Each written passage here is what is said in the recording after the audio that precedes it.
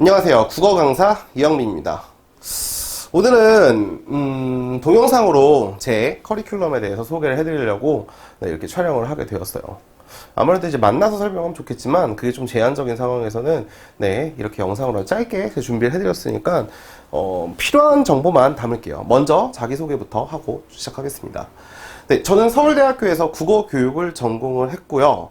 그리고 제가 대학교에 들어가자마자 강의를 시작해서 지금은 이제 다른 강사들에 비해 나이에 비해서 조금 강의 경력이 많은 편에 속해요. 좀 15년 이상 아이들을 가르치고 있고 굉장히 다양한 학생들을 많이 만나봤습니다.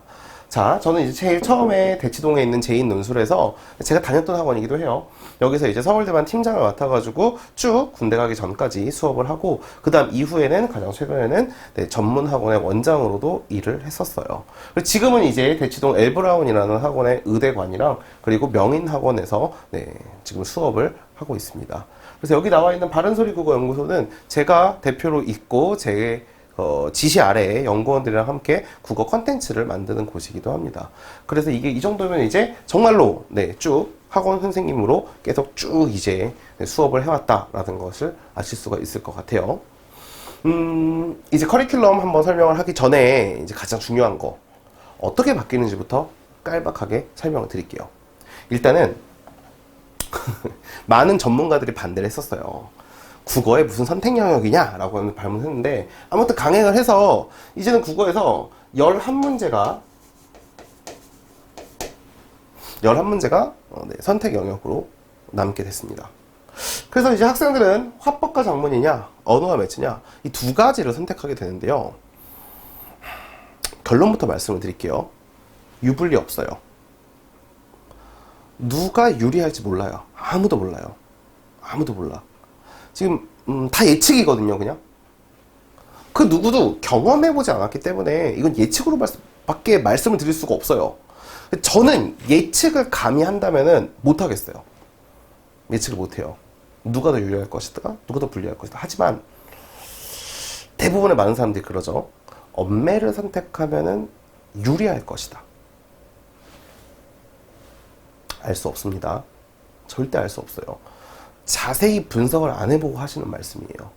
일단 엄매를 선택했을 때 유리하려면 두 가지 조건이 필요해요. 첫 번째, 엄매를 택한 학생들이 화법 작문을 택한 학생들보다 국어를 잘해야 돼요.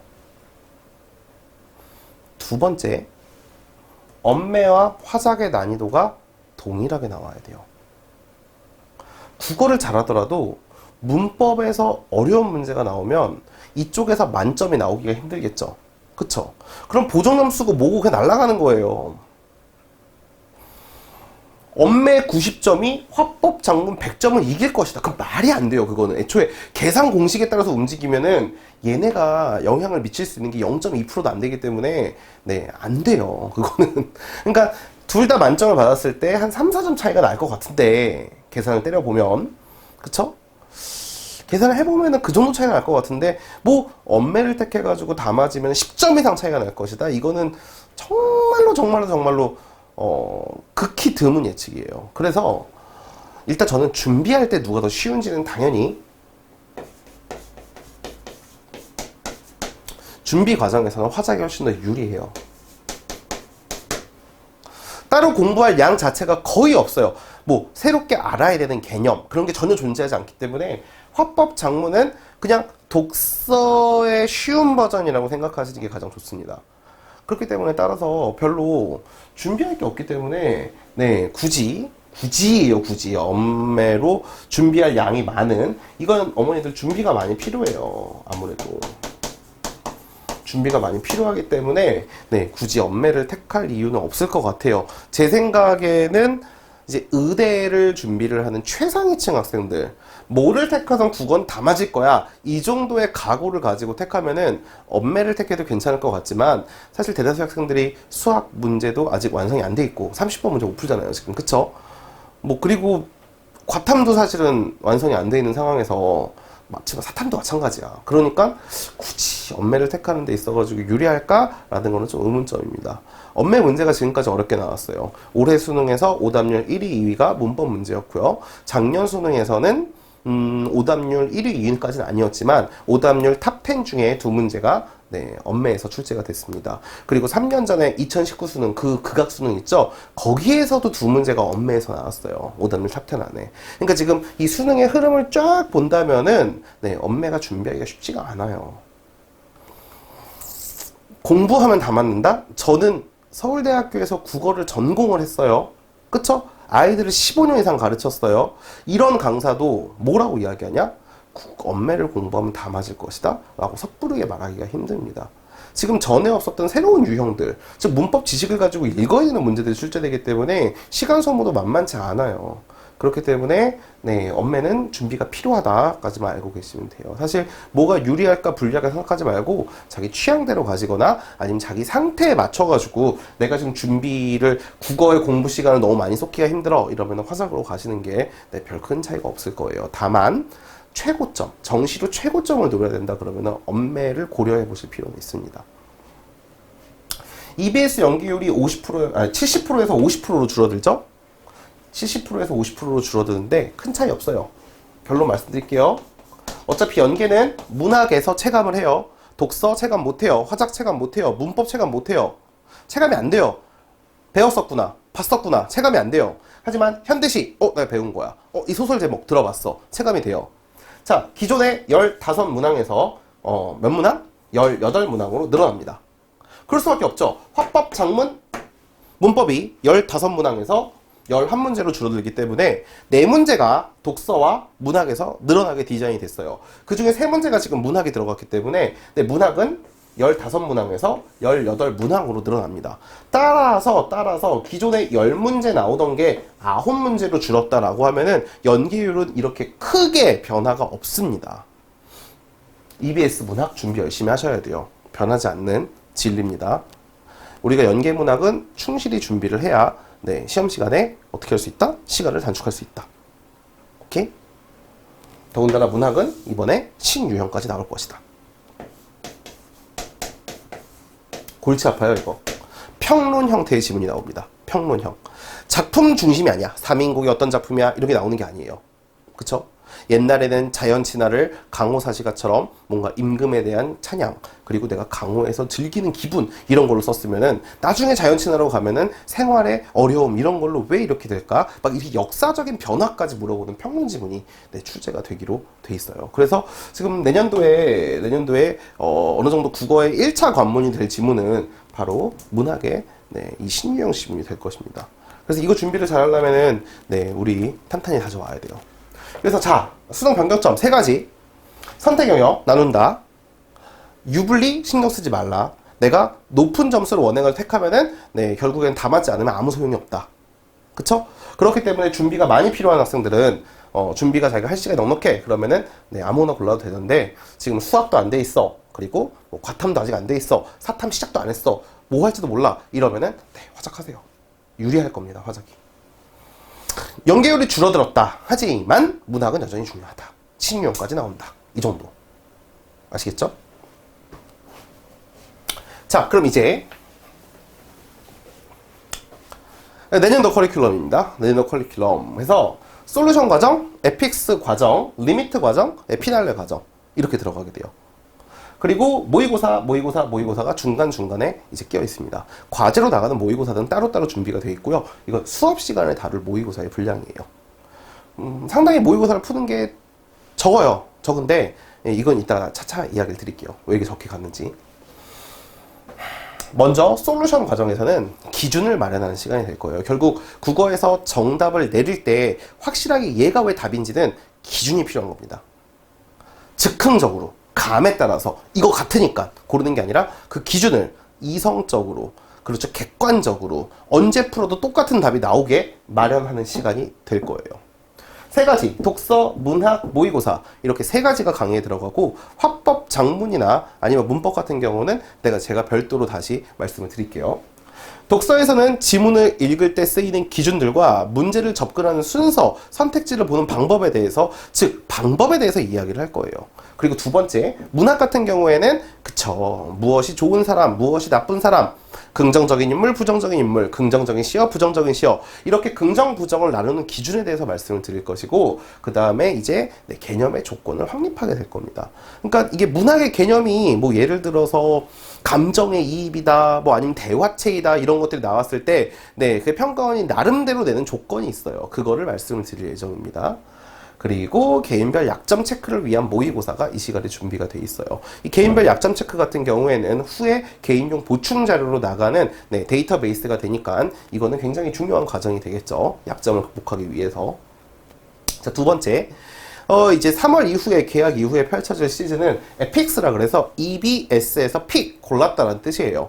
그래서 이 에픽스는 스키마, 즉 배경 지식을 늘리는 데 초점을 맞출 겁니다. 자, 겨울방학 동안에 방법을 마스터했으니 두 번째 시간에는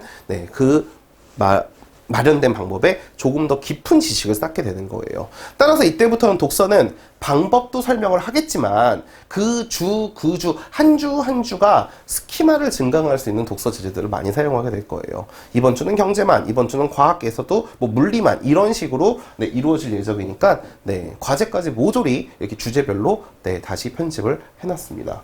문학 같은 경우에는 제가 고른 연계 확률이 높은 문학들을 이 시간에 준비를 해가지고 골라서 강의를 할 예정입니다.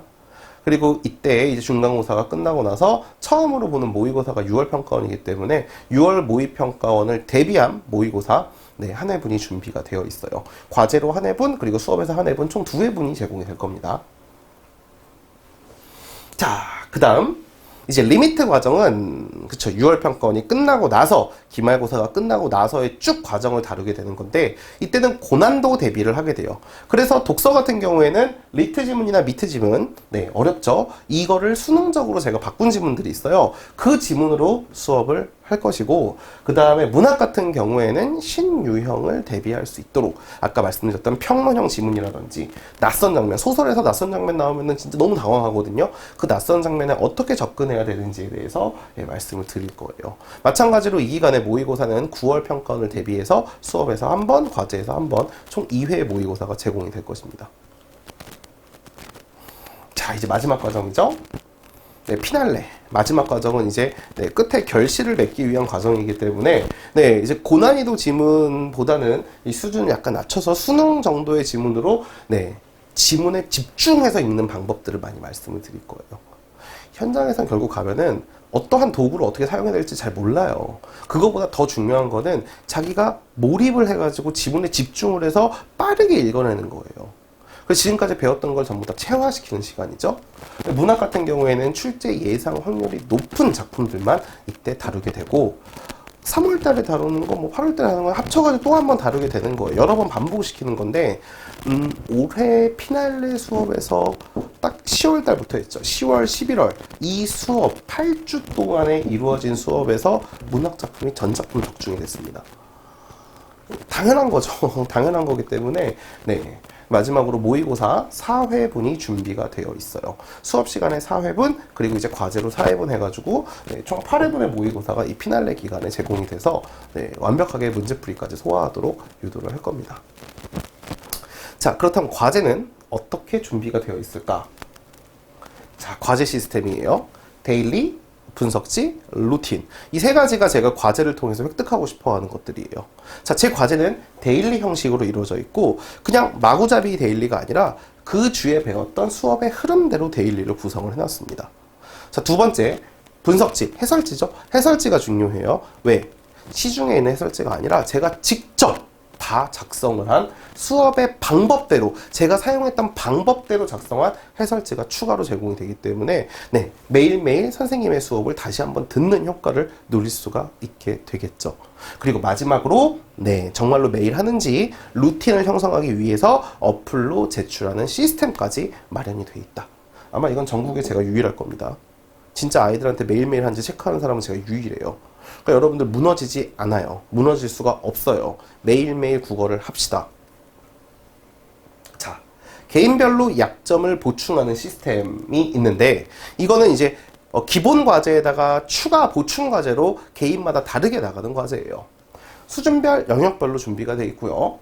기본편은 정말 노베이스 학생들을 대상으로, 네, 제가 고등학교 1학년, 2학년들을 대상으로 생각하면서 만든 과제고요. 그리고 스킬편 같은 경우에는 고등학교 2학년 정도 수준을 대상으로 해서 만든 과목이에요. 그렇기 때문에 여기에 있는 것들은 이제 아무래도, 네, 약점을 보충하는 거기 때문에 기본 과제보다 수준이 낮게 잡혀 있겠죠. 그렇게 생각하시면 좋을 것 같고, 독서, 문학, 화작, 언매, 이렇게 총 4분야가 준비가 되어 있습니다. 여기서 보시면 알겠지만 이제 화작이나 언매는 수업 시간에 다루지 않고 이걸로만 해도 충분하게 소화할 수 있도록 만들어 놨어요. 왜냐? 강의도 제공이 되고요. 여기 책에도 나름대로 데일리 과제가 잡혀 있기 때문에 그래요. 그래서 오늘 제가 이제 말씀을 드렸던 거, 네, 다시 한번 보시면은 기본 과제가 나가고 개인별 과제가 다시 한번 나간다 라고 돼 있어서 제 모든 커리큘럼의 목표는 간단해요. 결과가 배신하지 않을 겁니다. 노력을. 2019학년도에 극악의 수능에서 물리를 하나 틀린 친구가 이런 수능 후기를 남겼어요. 수험생이 힘든 이유는 다른 것이 아니다. 수없이 자신의 노력을 배신하는 결과를 받아들여야 한다. 맞아요. 성적이 오르지 않는다는 거죠. 공부한 시간에 비례해서. 헛된 노력을 하고 있지 않을까? 내 방법이 잘못된 게 아닐까? 누구한테도 털어놓지 못하는 고충을 안고 쭉 고독하게 걸어가는 게 수험생의 길입니다. 저는 선배들이랑 함께 성적이 오르는 확실한 길을 걸어왔어요. 그리고 선배들과 달라진 지금 여러분들의, 지금 학생들의 습관까지 모조리 알고 있습니다. 그렇기 때문에 저와 함께하는 노력은 여러분들 절대로 결과가 배신하지 않을 거예요. 노력만 하세요. 결과를 보장시켜 드리겠습니다. 이게 제 국어에서 제가 추구하는, 네, 마지막 목표예요. 그래서 올해도 좋은 저와 함께 결과를 받아들이는, 네, 끝이 다른 시작을 함께 해주시길 바랍니다. 네, 지금까지 2022학년도 커리큘럼 설명이었습니다. 이형빈 강사였습니다. 감사합니다.